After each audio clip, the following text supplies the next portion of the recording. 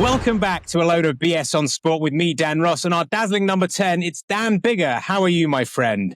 Excellent. Thank you, Daniel. What about yourself? Very well. Enjoying some delightful spring sunshine. I'm imagining life in Toulon is rather lovely at the moment as the sunshine is dappling on the lovely sea right by your house. Well, I'm actually in Wales for the week, Daniel, this week. So this is a remote pod for me, considering that I'm used to doing it in the south of France. I'm actually in the south of Wales today, in Swansea. So the south of Wales, well, equally as glamorous. Yeah.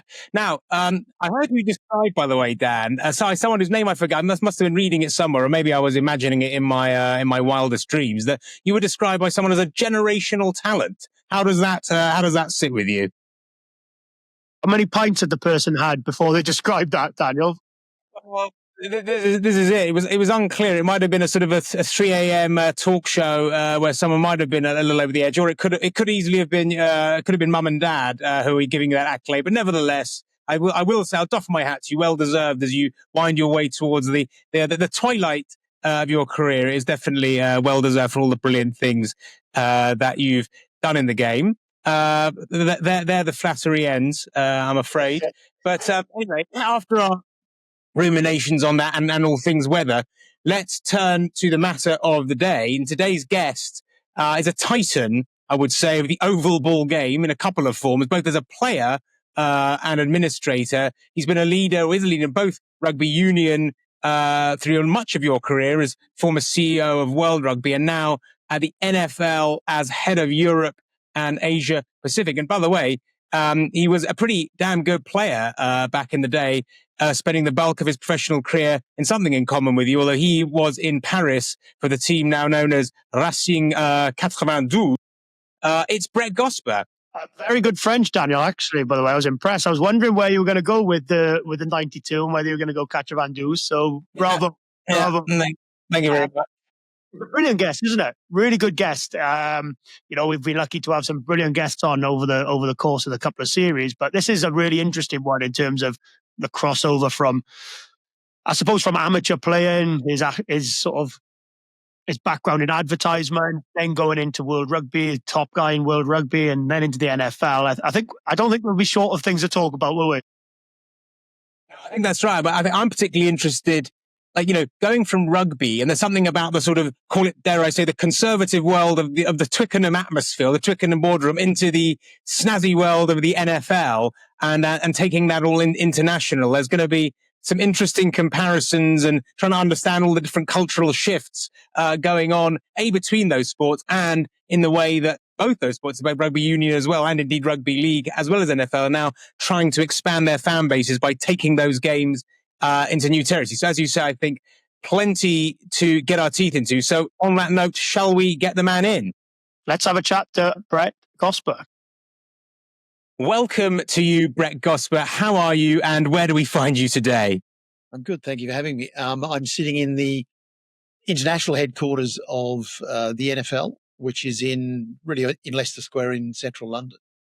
Fantastic. Now, Brett, if I look at your CV superficially, you strike me as someone who both craves adventure and less obvious challenges, but once you find them, you actually seem to show great loyalty and see things through. If I look back at your career in 1981, you left Melbourne, you went all the way to Paris to ply your rugby trade, and then you spent 9 years there, which I think was probably quite unusual for that time. And then you subsequently built a career in advertising while playing, and then continued after that for many years with healthy stints in most companies you work for across Paris, Frankfurt, London, and New York. And then, of course, you transition back to sport with long stints at World Rugby and now in the heat of the battle at the NFL. Am I characterizing you fairly as a loyal adventurer who thrives on new challenges? I think that's probably right. I think my CV can be explained also by I've been around a long time. So the longer you're around, the more experiences you have. But yeah, I like a bit of adventure, but I like to stay with, what I'm doing for a while, enough to see the mistakes I've made or the successes I've had. So yeah, I've had some good long stints in places. Yeah, I mean, where do you think those character traits come from? What sort of made you that man? I'm not sure about that, but there's no question. If you live in Australia, you tend to be looking to what's happening elsewhere, and there's always a bit of a yearning to go elsewhere to do something. The French opportunity came a little bit out of the blue, but came with sort of bad news at the same time, whereas I had a Wallaby trial, which I didn't succeed in getting on the UK tour at that time, but then was contacted by someone in France and said, would it interest you to come and play for the racing in Paris? That move changed my life in many ways. I also was able at that era, unlike Dan's era, to live a double life, because we were semi-pro, not really meant to be pro in Paris, but we had pay slips and were well remunerated. But at the same time, we were meant to be amateurs, and I could do a day job. And actually, rugby was a night job. As long as I was at Colombe every night by about 6:00, I could get away with playing, doing both careers for a time. So I was 9 years in Paris playing, but I was actually fully closer to 15 years working there as well. So yeah, it's a long stint. How did sort of nearly, or whatever, 15 years or so, how did that sort of shape you in terms of I suppose, your rugby life, your professional life, your personal life? Because I mean, working and living in France, as I'm aware, is very different to working and living anywhere else, isn't it? It's things are done differently. So did that culture and that European or the Frenchness and the Parisian lifestyle, that rub off on you in terms of other aspects of life? Yeah, I think very definitely. I mean, I was kind of formed, I guess, from a business point of view in France from age 22 to 35 or so in the ad agency world, and obviously interacting with other companies as a consultant and so on. But yeah, it was a bit of a clash of cultures, probably more direct culture, the Australian culture, meeting with a more careful, let's say, slightly more complicated culture. You've done very well there getting around that one, Brett. Fair play. I can see why you're in the role you're in. I remember when I first came to England and I was running an ad agency here, actually not far from where I am right now. And I used to show the letters I'd write to clients to someone else in the agency, and they'd have a bit of a giggle because they were very French in style and approach and whatever. And while the language was okay, the actual tonality and all the rest of it was very, very different from my French business upbringing. But after a while, you adapt very quickly. And that, I think, as an Australian, you have to do. You mentioned, Brett, that obviously, the rugby nowadays is a very, very full-on professional job. You balance working in an ad agency, training till 9:30, sort of 10 o'clock at night, and then you'd have dinner for the best part of 45, 50 minutes afterwards. Just how different, give people a bit of an understanding how difficult, I suppose, working all day up at 6:30, 7 o'clock, working all day and then not getting home till potentially midnight, knowing how late and how long the French like to eat and drink for. Yeah, I mean, fortunately, in that era of my 20s, let's call it, because I stopped playing when I was about 30, I was single, so I wasn't really answering to anyone else, and that helped. I think if I'd have been, married with kids, that might have been a much harder, in fact, a ridiculous lift in a way. But I was totally busy the whole time, but actually never felt like it was hard work.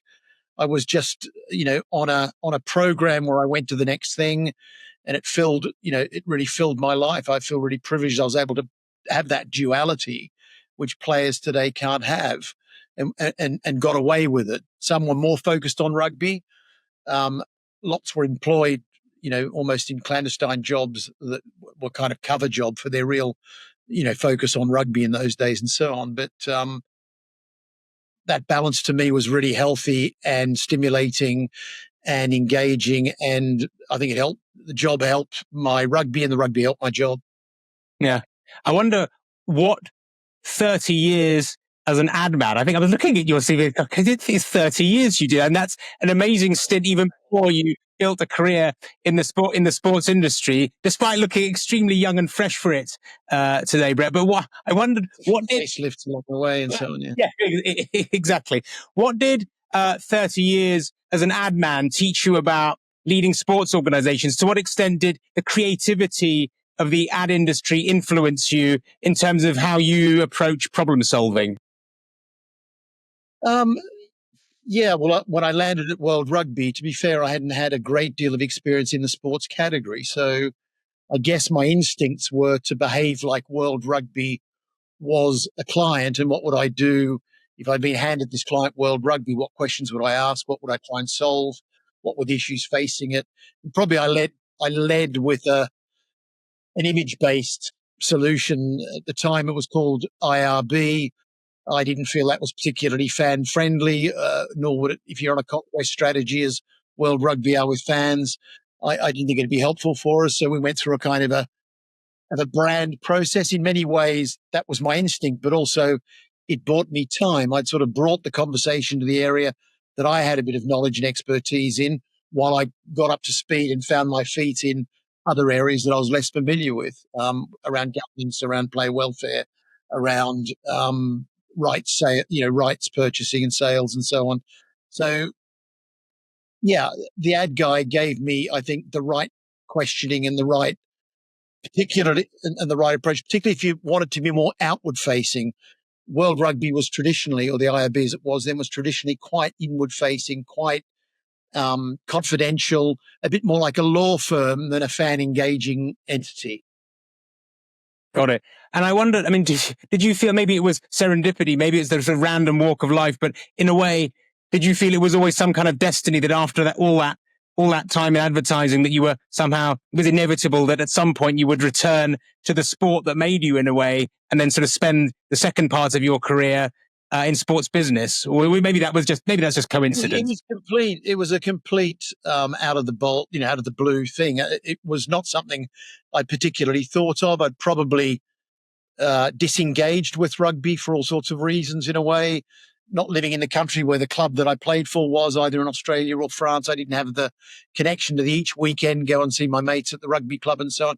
So I'd completely divorced from the sport. And so that when someone tapped me on the shoulder and said, you should actually try for this job, I hadn't really thought about it very much. I knew I still spoke the language of rugby, but wasn't really, as I say, as versed in the sports categories I perhaps should have been, but managed to get away with that until I actually got on the job. So no, it was almost a complete accident. Wasn't part of any grand plan.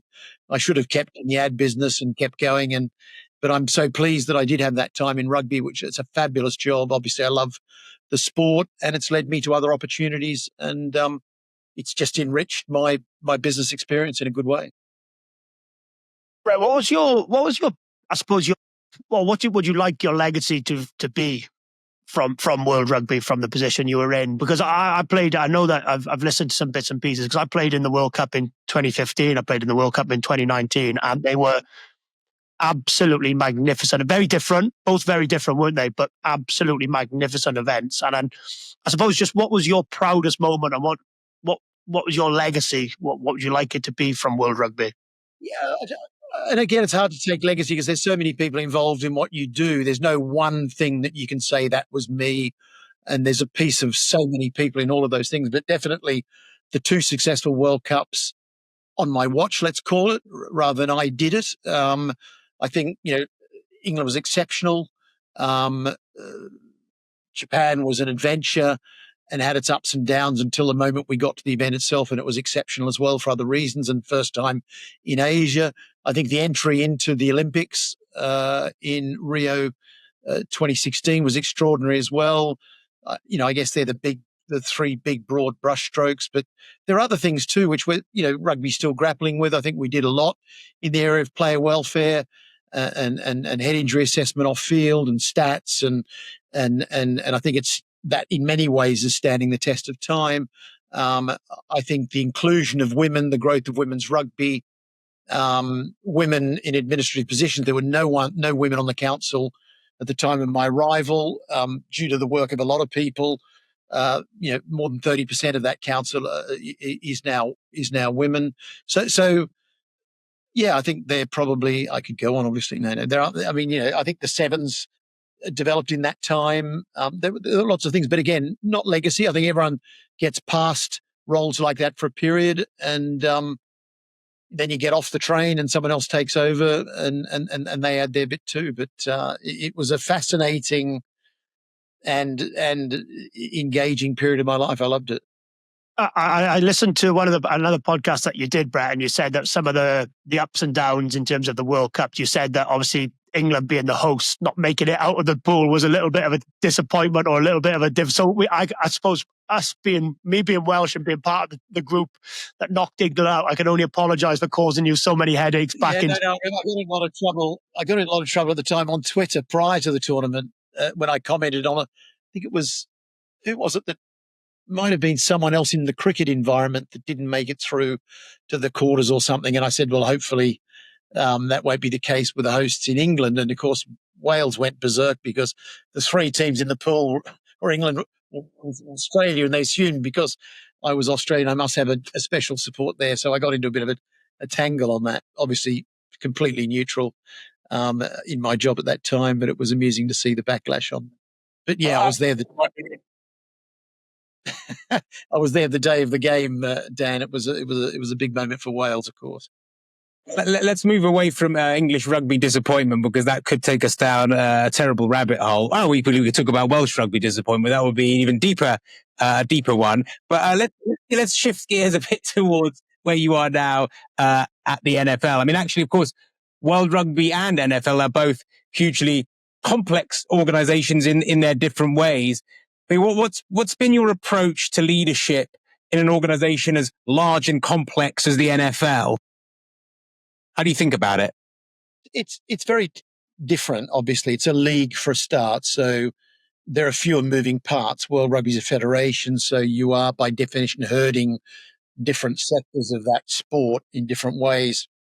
So the challenge for a federation in unity is complex, and there's no doubt that probably the NFL went through that process in a number of years prior to my arrival. And it's all very simple now, but I'm sure there was a lot of blood on the walls that got them to the point where they are now, which is incredibly unified, facing in one direction, a good league office, a commissioner, and the clubs, all 32, very, very aligned behind, the growth of it and a sense of purpose and so on. And that unity I notice in the broader ownership meetings where there's rarely friction and conflict. There seems to be just strong alignment and a unity of purpose.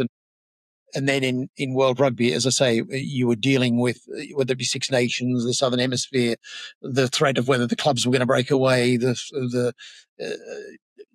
wanted you to lead on some aspects that were trickier, like player welfare, but not on others, like commerciality, and it very complicated. The difference also was the buck stopped a little bit more with myself at World Rugby. Here I'm managing a region, a growth region. It's a very different job outside of America than in America. Obviously, NFL is incredibly dominant in the US market. The majority of the highest rated programs on broadcast in the States are NFL games. I think last year it was something like 95 of the top 100 were NFL games. It commands a place in culture in America and the visibility of the sport, which is unparalleled. Here, we're a challenger sport, and it's a bit more, and probably why they may have been interested in me at the time, is we're definitely a challenger code, challenger sport, and we're scrapping in Europe and Asia Pacific and other parts of the world, obviously with a very big parent who has reasonably deep pockets and strong ambition. So, slightly different roles, but navigating, it's a big corporation. The NFL is like a big cooperative. World Rugby. I mean, as you were talking, it strikes me that probably managing World Rugby is a bit like sort of dealing with the EU or something, because you've got all these different factions of all different sort of size members, all with slightly different kind of objectives, and you're trying to kind of create some unity. And I wonder how you sort of navigate those challenges and pressures to do that, unless I'm misrepresenting it. No, totally exactly that. But then add a layer of political motivation, because there are people there's an elected dimension of sport, whether it be the local the local unions and World Rugby itself. So there's another agenda out there besides the desires of the business desires of each union or entity. There are electional desires that are over, that lay over all of what you're doing. You don't have at the NFL. I mean, we have shareholders. We're a private company with 32 shareholders who are very, very high net worth individuals. But they're pointed in the same direction, because there isn't a jockeying for position in voting elements and so on. So it's quite different there as well. But you spent just over 4 years now at the NFL, at the sport's most valuable property. What have you learned being in that environment in those 4 years that perhaps you didn't know or you hadn't thought that you were going to know? Definitely the aspect of unity was refreshing, and there are lots of lessons in that for a group that want to move forward together. That unity was a great lesson. Not that I wasn't aware of that before I came in, but I've seen the demonstration of that since being in. I think the use of data analytics, some of the marketing approaches, fan engagement, the innovation around creation of events and capturing the imagination of fans through those events, the staging of massive events like Super Bowl, the creation of tentpole moments out of what used to be non-moments, they've turned into something, and the ability of the NFL to create, I don't say something out of nothing, but something out of something that wasn't particularly big at one point in time. Our things like the draft outrates, some of the NBA's playoffs now. There are these things that used to just sit on their own in a place. The NFL are very good at creating massive fan events that, again, populate the calendar and occupy the space for the NFL. So their fan-facingness, their ability to analyze in depth and forecast. We do 10-year plans meticulously every year, to the dollar in every market, in every situation, is incredible. So, and you would expect that from a very big and growing organization as it still is. And they're thinking of the future all of the time, and they're the timelines, because the ownership is private, go a long way out. As long as they can see they're heading towards a better place, the pressure is around just maintaining that momentum towards it. You don't have to make the money doesn't come in today or next week. It's building it over time. I was going to say, is it fair to say that the NFL is obsessed with fans being happy and delighted and catering to it's all about catering to those guys and the supporters rather than, like you just mentioned, rather than thinking about the revenue. So it's all about the fans, supporters, how you can keep them entertained and happy. Totally. And I'm not saying that the NFL, obviously their revenue is very important, but it's interesting in meetings, in press conferences with the commissioner, Roger Goodell. Journalists will try to get into a conversation about revenue and so on, and he'll always push them back to, look, this is our goal is to grow fans. We know that will take care of our business, but we're about pleasing fans, growing fans, bringing in new fans, not losing fans, and of course over time monetizing that fan base. So there's definitely, and even in the ownership meetings, you rarely have conversations about, so how much is that, and what's that gonna? People will present the figures, but the conversation is about fan growth. It's very centered on that. It's obsession. It is an obsession for sure. It's interesting you say that, Brett, because your role by definition indicates the ambition to expand the sport, expand the fan base outside of home territory. And of course, NFL is not the only sport to do that. Rugby union has been testing that for a number of years, like the All Blacks have played Ireland and Chicago and so on. Rugby league is now very topically taking itself to Las Vegas. And I wonder, you can speak for NFL, but I think it goes across all these sports which are particular in their own ways. They seek to internationalize and expand the fan footprint. How do you, as a leader, think about balancing the integrity of on-field performance and the fundamental culture of the sport with commercial activity? And before you answer, I cite the example of, say, Manchester United, which you could reasonably say is an example of a once great team, if not federation or union, but who sacrificed, arguably, what really matters at the altar of commercial greed. Yeah, I'm not sure what the question is in all that, but I hear what you're saying. The question is, how do you balance culture, commerciality, and performance, I guess? Yeah, look, I think the main thing is you have to focus on the fact that your product has to be brilliant, and the rest will follow. So you can't take your eye off the fact that the actual product of football, and again, hundreds of meetings on the basis of the product of the game, with owners, with specialists and so on, is a constant thing at the NFL. So getting your product or maintaining the quality of the product and evolving it, obviously for reasons of fan engagement, but also player safety, which is a huge subject as well at the NFL. That is important, and you can't lose sight of that. Having said that, then you've got to engage in ways that makes you culturally relevant in different markets around the world. Part of what makes us culturally relevant is us being culturally from America. That makes us, we're sort of in some ways culturally irrelevant, which is attractive, but we also want to engage cultures around the world and be closer to them and have a higher proximity, which is why we're beginning to take more and more games around the world. It's important to us also because when fans today want to see the best of the best, exhibition games, as far as we're concerned, don't rub it. We want to bring the very best games, regular season games, and we've moved from where we used to have about 2 of those a year to then it moved up after I arrived to 4. We're now, from 2025, able to take 8 games internationally, and there's talk about potentially in 2030 that could, if ownership votes that way, go to 16 games annually, which is almost every week of the regular season. So cultural relevance, bringing the game to those new audiences, because the NFL realizes if we're fan-centric, the next 50 million fans for the NFL will come from outside of America, not within America. And as media globalizes with the global streamers or even some of the domestic broadcasters who are trying to globalize their streaming product as well, then your product needs to be more global than just US domestic. And Brett, is that effectively your job remit? And be interesting for you to maybe give that for the listeners who aren't fully aware. Is your job remit effectively to find those next 50 million supporters across Europe? Correct.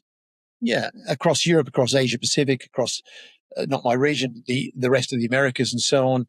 It is grow the fan base, and we have fan panels, very deep fan panels that operate on a regular basis.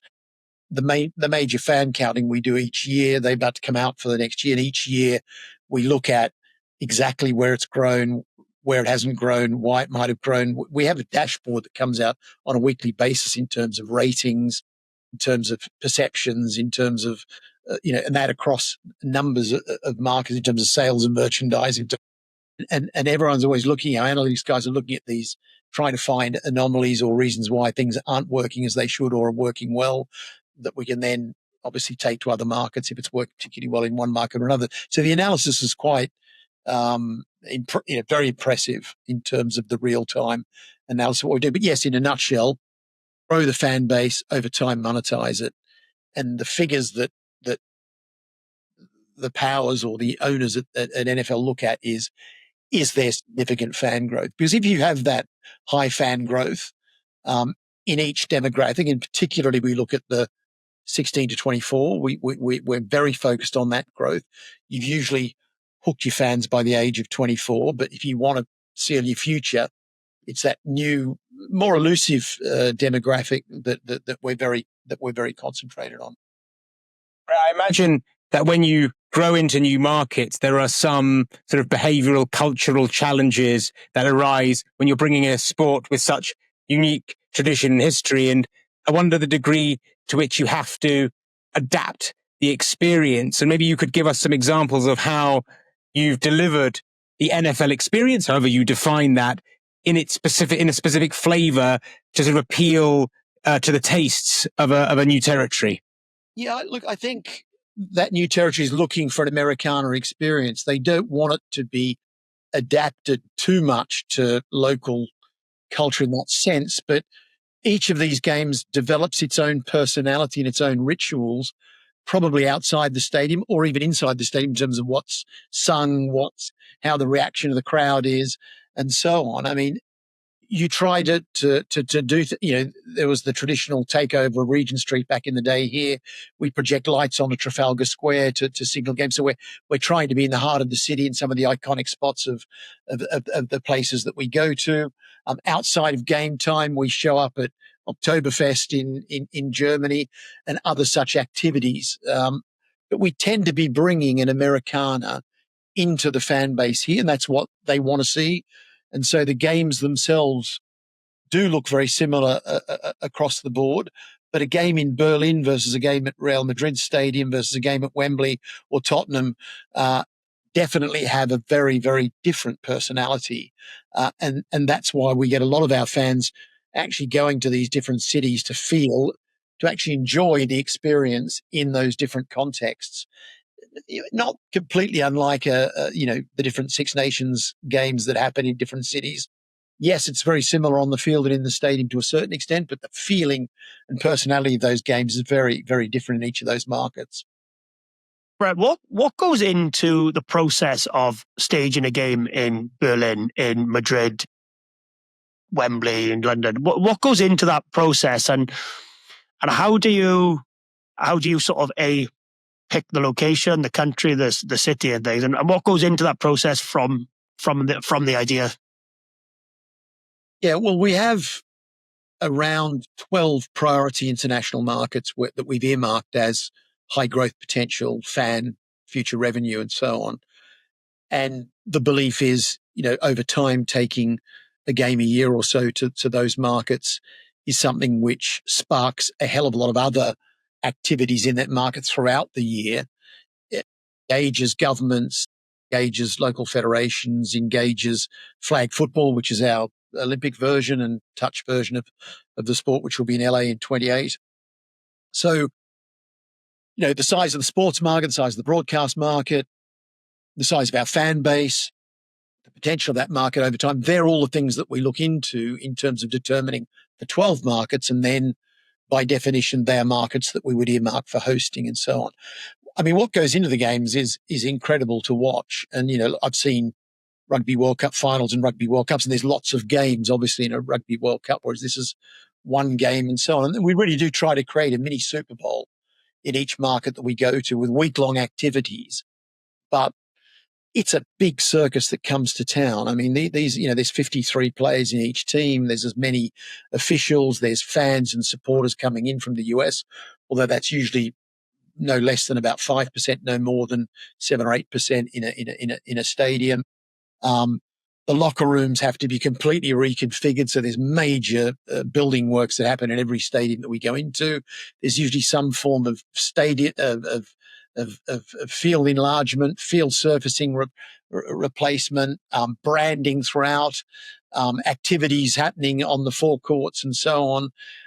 It really is an incredible logistical operation of mammoth proportion. And we've got over 100 people flying into Madrid and Dublin over the next couple of weeks who are operations people that will be doing planning meetings around security, around football operations, around event operations that happen within the cities and outside. It's quite an incredible process. So lots goes into it, I guess, is the short answer. Given that you've just said all that, Brett, and how much work, how much logistics go into it, and obviously your remit is to grow the game internationally and create a new fan base. I'm just really interested.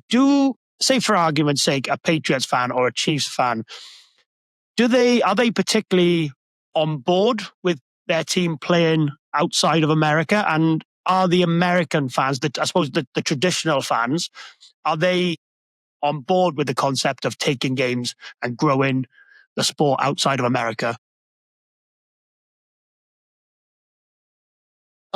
There's a number of ways coming at it. Firstly, we've been fortunate because as we've ramped up the number of games we've played internationally, it's coincided with an increase in the number of regular season games. We moved from 3 preseason, or was it 4 preseason, to 3 to enable one of those preseason games to go into a 17 game.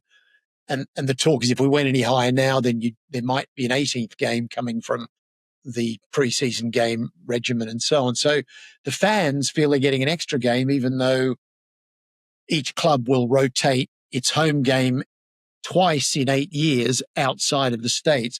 So we haven't seen a lot of fan resistance or club ownership resistance on that. I think there's a genuine pride by fans of the game is being taken to other parts of the world. And there's a pride from the ownership of that, but there's also a business understanding from ownership who obviously help manage these communications through their clubs and their fans of the importance of these international games in growing the health of the sport in America as well. So there seems to be a very good acceptance, but it's come with that trade for extra inventory in their hometowns as much as we're taking some of the games to the rest of the world. I know other leagues in talking, we have good relationships with the Premier League, La Liga and Bundesliga. That's something which they are always asking us about and really feel is a much more difficult lift for them in the future. Fan, you were citing. Let's talk about the NFL International Players Pathway, because that's a really one of the interesting programs that you guys have got going. And just for those unfamiliar, this is the program, and correct me if I'm explaining incorrectly, Brett, but it's the program which essentially enables talented athletes outside of the NFL to train and potentially get a contract in the NFL.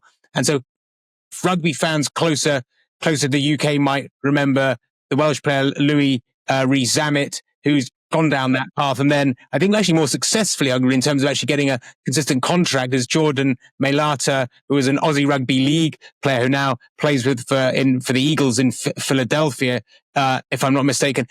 I'm wondering, what's your perspective on the kinds of psychological challenges that those kind of players face when the reality hits them that they're transitioning from one sport to suddenly something, if not totally different? The ball kind of looks roughly the same, but it's so different in so many ways.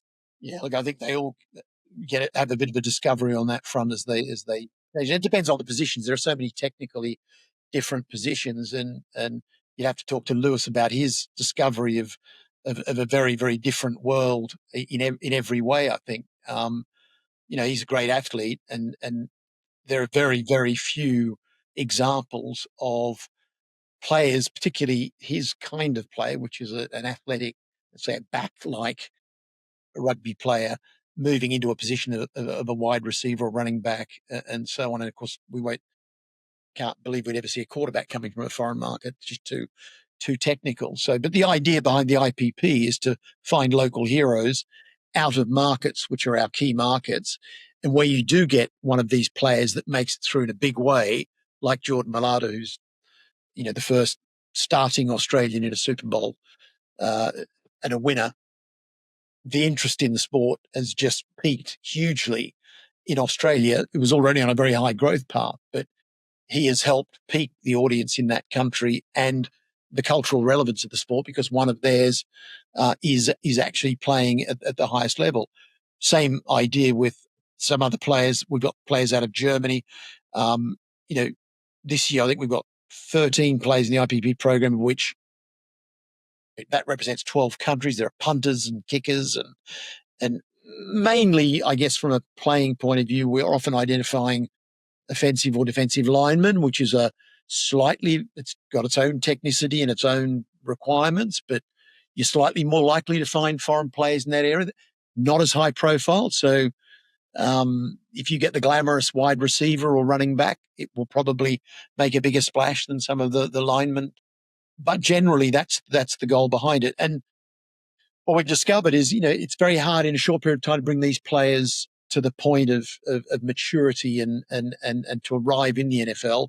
And that's why we've launched the NFL Academy in the UK in 2019. It's early days for that, but we have about, almost 70 students at Loughborough University, high school age students who, many of them go on. We've got 26 alumni from previous playing Division 1 college, and hopefully some of those will go through and play NFL football as well. We've got an academy we've just opened also on the Gold Coast in Australia, which is a regional APAC academy, which again is education and sport. It's not just they are schooled, because the universities in America won't take those players unless they've reached a certain level and they're confident they'll get through with a degree at the end of it. So it's very much a total education process. And in that academy, we're changing the lives of young kids, some of them coming from Africa, some of them coming from other parts of continental Europe and so on. But it's an amazing operation. It's starting to pay some dividends. Again, we're a 3 or 4 year drip off how many will get through into the NFL. Oh, that will definitely come to the academies in a moment. I know which one I would choose. I was reading it. Either I could go to Loughborough or I could go to the Gold Coast. It seemed a fairly straightforward decision.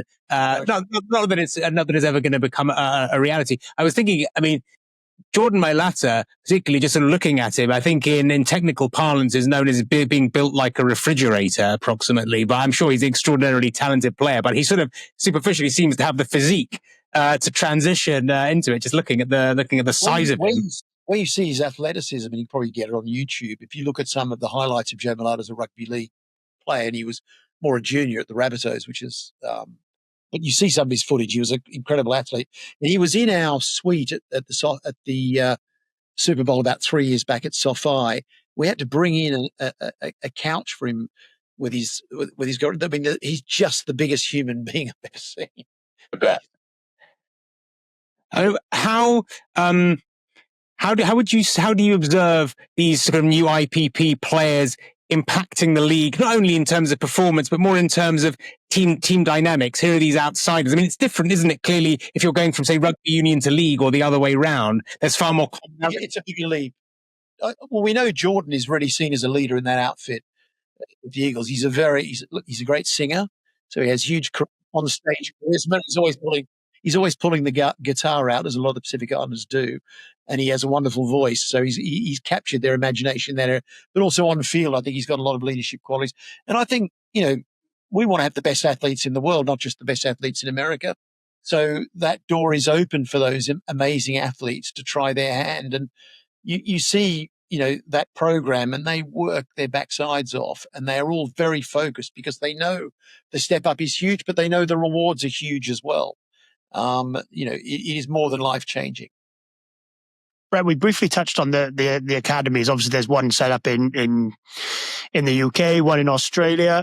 I suppose, how do you see the future or the academy shaping the future of the NFL? You've mentioned about upping the number of games in Europe and growing the fan base, et cetera. So is that a bit of an aim and a bit of a remit for you as well, to get more players interested in the NFL and potentially more stories like Louis Rizamet and Jordan?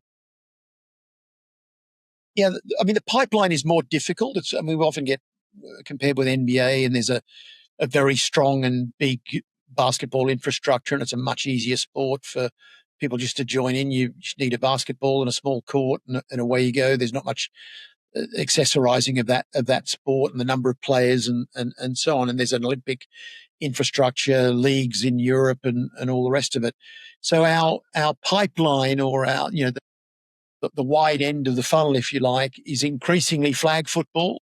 And flag football certainly recruits both fans and players into the tackle sphere. Certainly it's its own sport for women, and it's its own sport for men as well, but it certainly provides that pathway. So we're investing a lot in growing flag football as that participation sport that gets more candidates into the game, either as a fan, but hopefully also as a potential player, maybe to the academy, maybe to IPP, and then on to the NFL. So that's the broad participation investment that we're undertaking. We've stepped up our investment twofold in the last 3 years on flag football all around the world, into schools, working with federations, and we're in Los Angeles, Olympic sport for one Olympics, as what they call the additional sports that are chosen by the local organizing committee.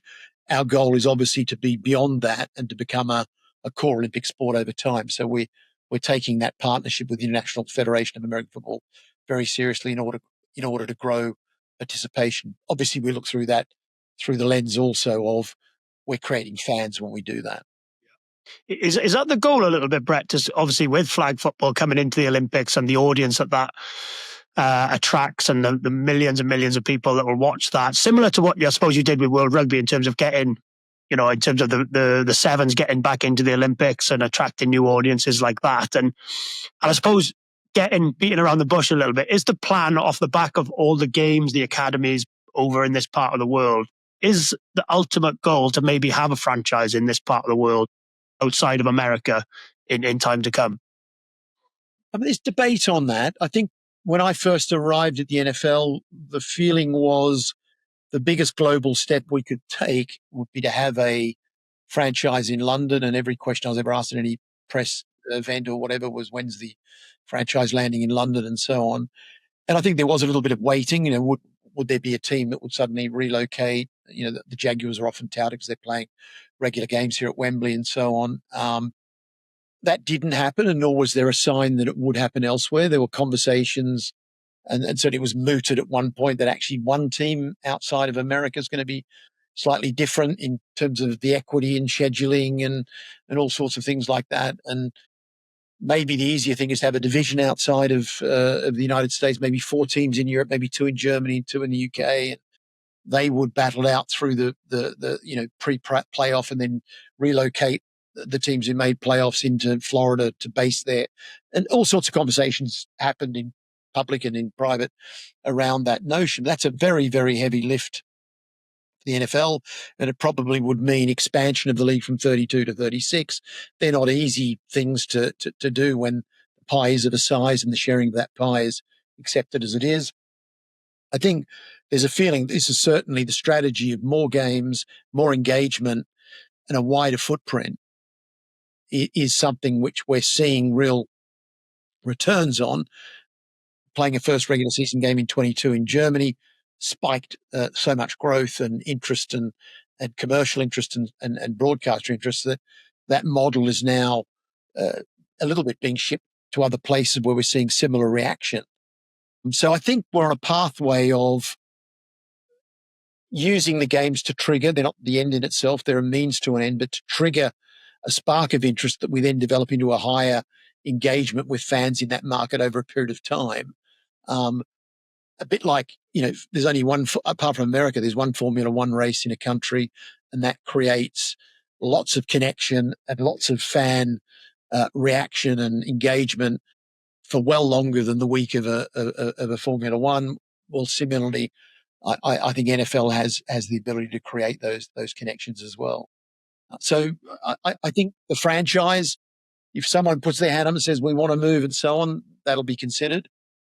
And maybe in the future there might be a division somewhere, but for now, the strategy is definitely let's sample the sport in our priority markets in the best way to create the waves we want to create in those potential markets.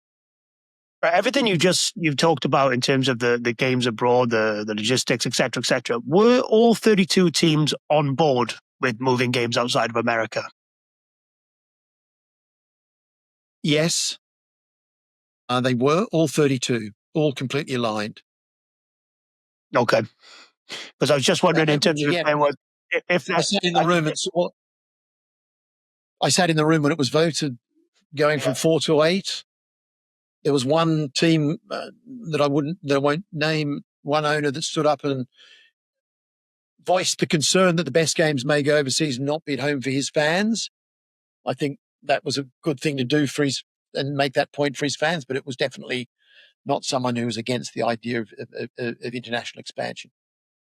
I mean, I'm going to flip the questions, turn one on Dan, actually, just for the fun of it. And then, Brett, you can give your own perspective on this, and you can be very blunt and ruthless in your answer, which is what I'm encouraging you to do.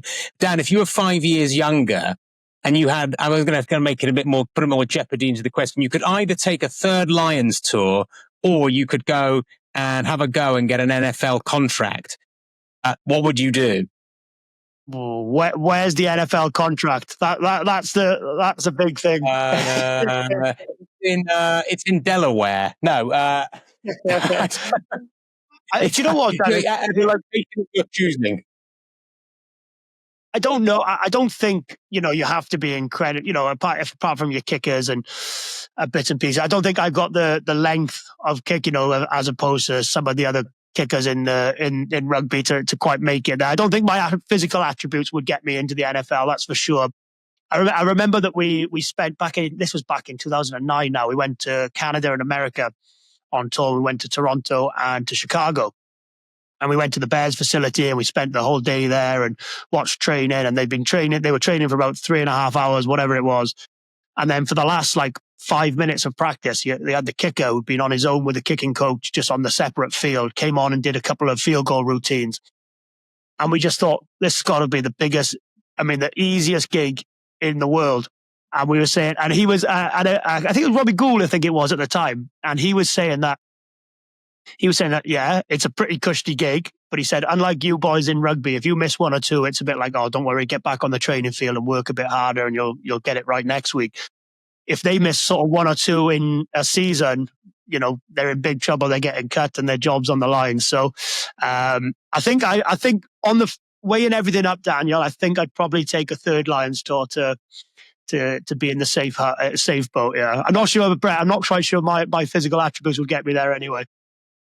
I'm surprised you weren't approached as a kicker or maybe even a punter, but definitely as a kicker. I can't believe you wouldn't have been approached, because there are so many who do who go kickers from Ireland, from here. There are punters obviously from Australia with the Aussie rules factor and so on. But I think you would probably still be a high percentage ratio, high performing kicker.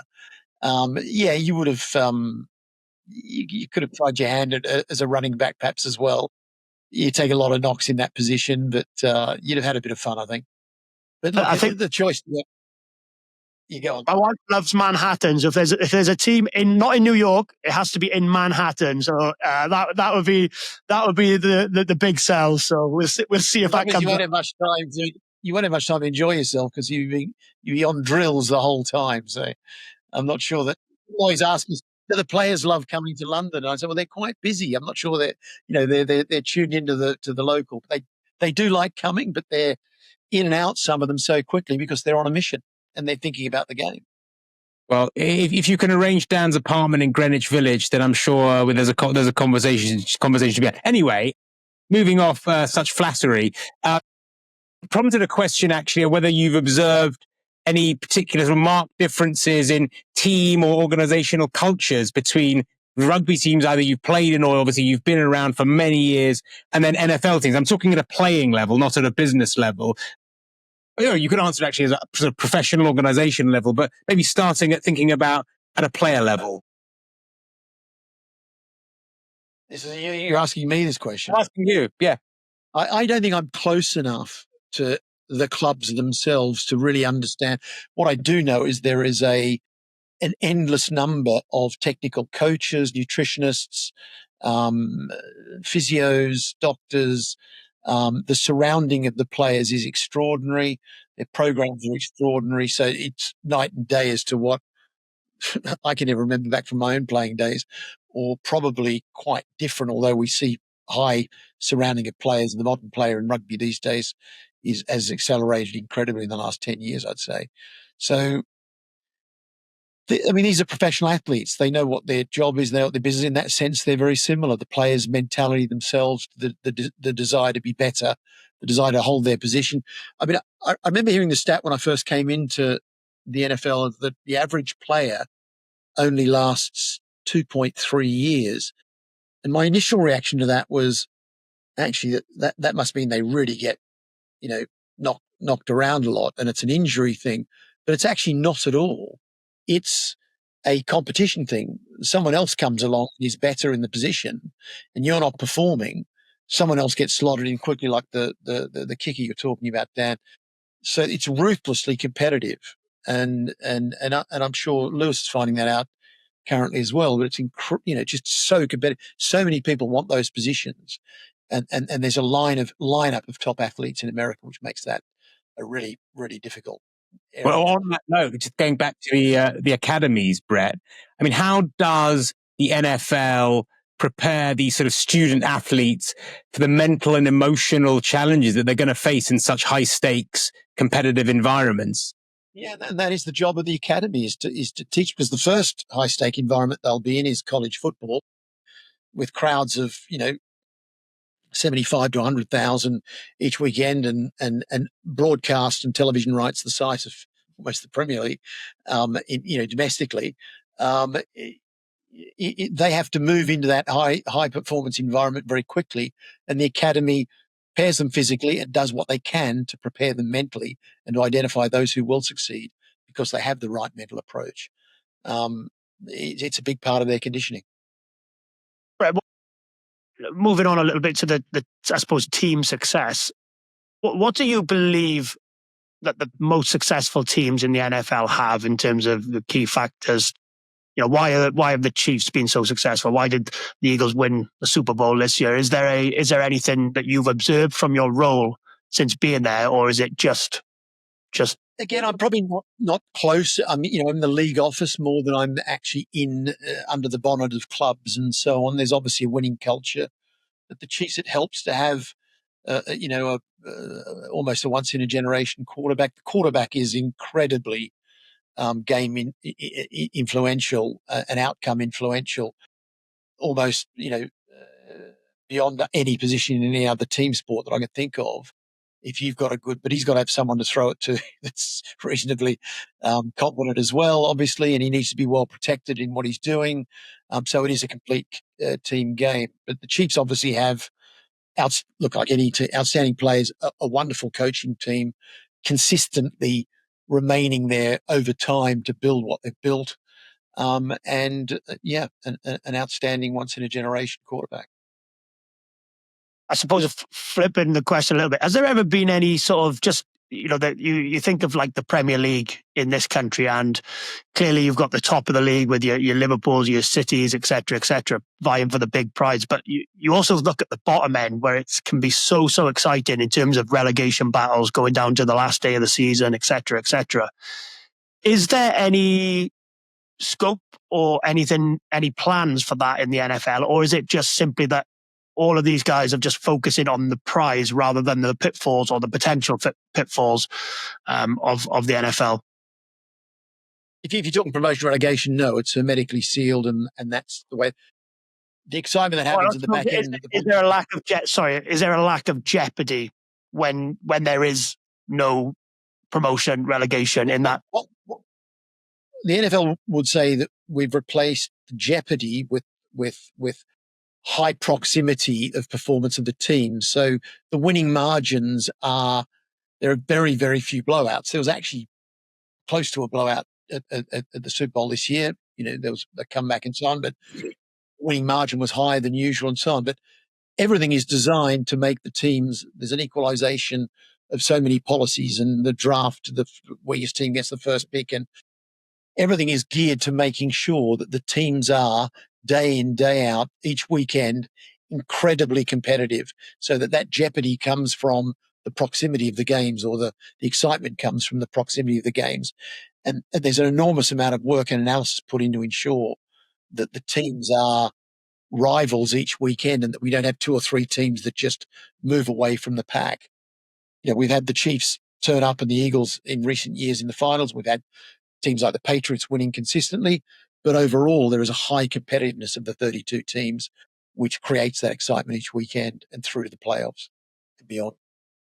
Brett, I'm going to ask you one final question, and then we're going to conclude. I'm just giving you about a minute's pre-warning with a few little quick fires to conclude. But I'll ask a normal question just as our final one of the main lot. If you could advise your younger self, or indeed the next generation of sports leaders, what are the principles that you'd highlight as most important for long-term success in sports leadership, or any leadership for that matter? I think, being a good listener, probably the first thing, wanting to find out, being curious, but being a very good listener. I think taking the athlete's view and the fans' view. There are administrators and business people in the middle, but your compass is going to be, what are the fans thinking? What are they liking? What is it that excites them?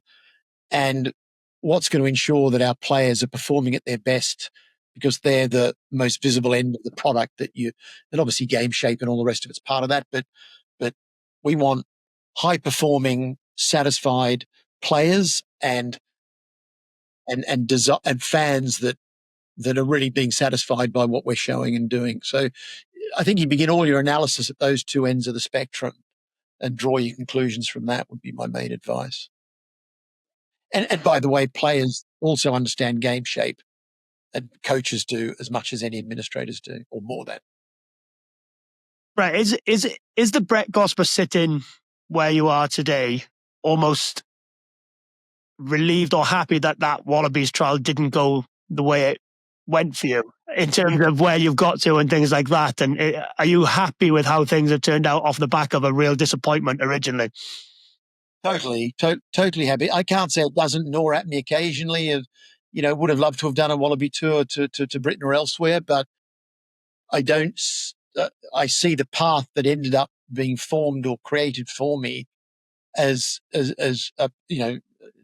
was blessed to have that alternative, and things have turned out in my life far better than if I'd written a script back in the day. And so, not saying I'm pleased I missed that, but it certainly turned out possibly for the better in life terms. Yeah, you owe the coach or the selector who didn't select you a couple of beers, I would say, or a few tickets to the NFL Super Bowl, I'd say. Yeah, I know their names and addresses.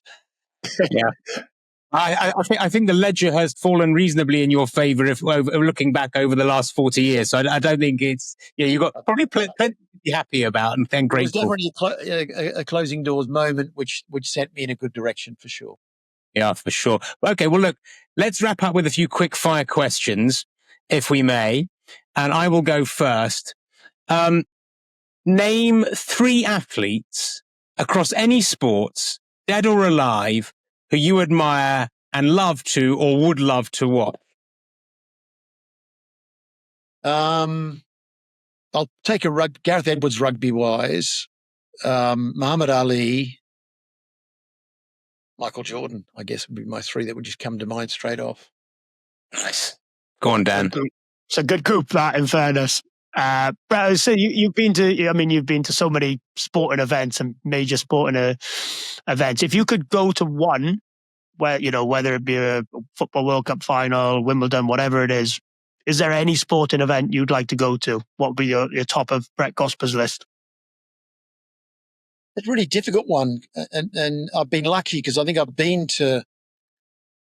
Well, you probably mentioned one I haven't been to, but I think I've been to the World Cup final. I've been to Olympic 100-meter finals, Super Bowl, World Cup rugby finals, and so on. And they all have their own. I'm going to sit on the fence a bit on this.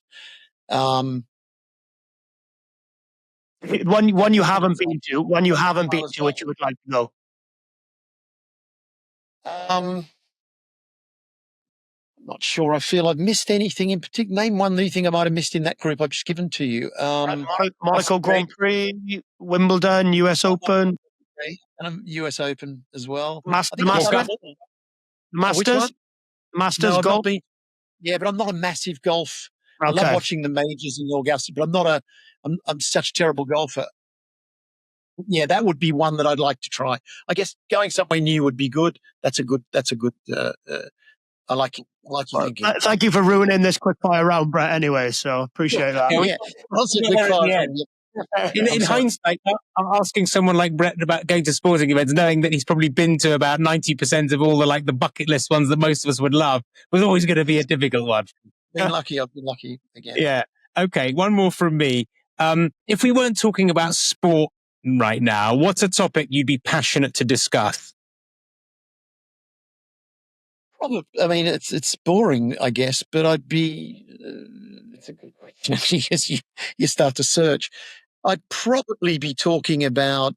I'd still be talking about advertising. Probably, I'd be talking about films creation, whether it be Hollywood meets advertising and communications and so on. I mean, I love the current political climate in terms of its interest level. It's obviously quite a delicate environment, but politics I love to talk about and follow and so on. And I'd probably be talking about family sort of things and restaurants, maybe. Yeah, pretty simple. Pretty simple when it comes down to it. Just to finish from me, Brett, your favorite place to have played rugby in France?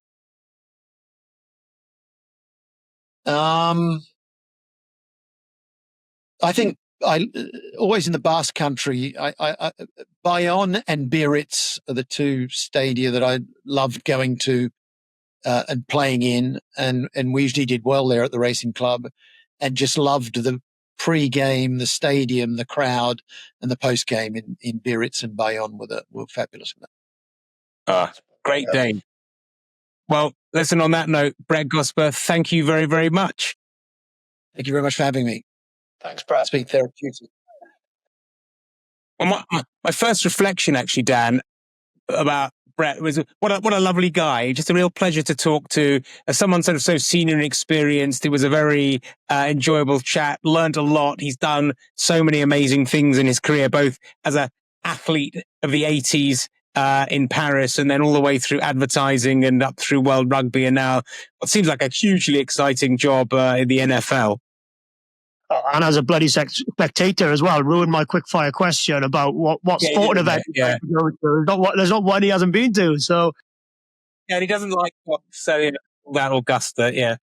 Yeah, Augusta. Well, I'm hoping to go there next year, so hopefully I'll have one up on him in that sense. But it was really interesting, wasn't it? Because it's clearly so different, the NFL as a product, to what I suppose what we're used to in the UK, I suppose, and in Europe. And it was just it's so interesting to hear how, the plans just seem to be getting bigger and bigger over this side of the world and outside of America, doesn't it? But a thoroughly likable chap. And for someone senior as that to be as, I suppose, just be as open and honest as he was is refreshing, wasn't it? But really enjoyable. Yeah, you know what struck me actually? We were sort of asking some questions around trying to understand like player dynamics, cultural shifts, sort of emotional, mental challenges of moving from one sport to the other. And of course, he has been in the boardroom for so long and said a few times, look, I'm not close enough to it. It would be really interesting to talk to someone like a Louis Rees. Is it Louis or Lewis? How do you pronounce his name? I said Louis. We go either Louis. Yeah, Lewis, I think normally Louis, is what we... Okay, well, I thought he was Louis, but Brett called him Lewis. By the way, it'd be really interesting to talk to someone like a Louis, a Rees Zammit, who's gone through that process of like, why the hell, he had a burgeoning career there. He was in Welsh Rugby Union, something of a young starlet. I don't know whether you overlapped a bit with him or know him at all, but it'd be really interesting to know what his journey's like, from not only going to a different sporting discipline, but going to a completely different culture. I think with Lewis, he wanted probably more than just being a rugby player. He wanted to be a celebrity. He wanted to sort of capture America and conquer America type of thing. But I think where he's finding it, and your point was really valid when you asked Brett, and the turnover of players. I was amazed when he said it was 2.5, 3 years, the average span of a player. Is because there are so many, Lewis in rugby is a phenomenal, top sort of 1% of the athletes in rugby. But when he goes over in the draft and with all the athletes in America and the guys coming through and the guys who've been around for a lot longer, he's just one of thousands, millions. You know what I mean? It's just he's not in that bracket anymore. He's just in amongst everyone else. So I think that's what's really difficult for guys going over there and trying to break it and trying to crack America and the NFL is that there's guys who just keep coming through and through and through each year. So I was amazed that 2.5, 3 years is incredible, really, isn't it, when you think about it? Yeah, you got to earn your corn quickly. Very.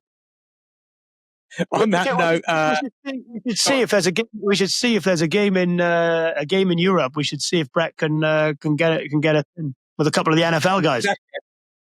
Exactly. If you're listening now, exactly. Yeah, that would be fun. I thought you were going to say we should go to a game. Maybe we could go go to Berlin or Madrid and record the pod and get into the NFL. That would be real fun. That works as well. Yeah, that'd be good. All right. Well, on that note, great to see you. Great to do another pod together. We'll see you very soon. Thanks, mate.